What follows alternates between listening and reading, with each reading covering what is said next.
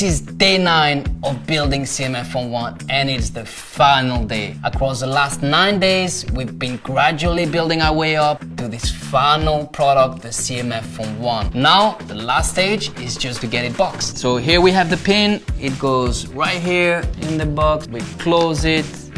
User manual, I never read it, but we have to put it.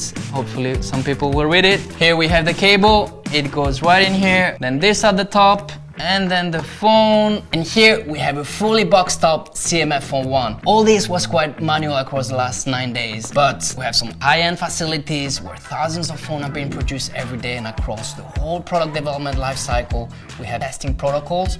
We sum up to over 90,000 individual tests. So this is off assembly line, and on the assembly line we have other dozens of quality testing control where every single phone has to go through and successfully pass to ensure you have the best user experience as soon as you get your phone, CMF Phone 1. Alright, next step is tune in on July the 8th to know all about CMF Phone 1, Buds Pro 2 and Watch Pro 2 to know all about the specs and the final pricing. See you then!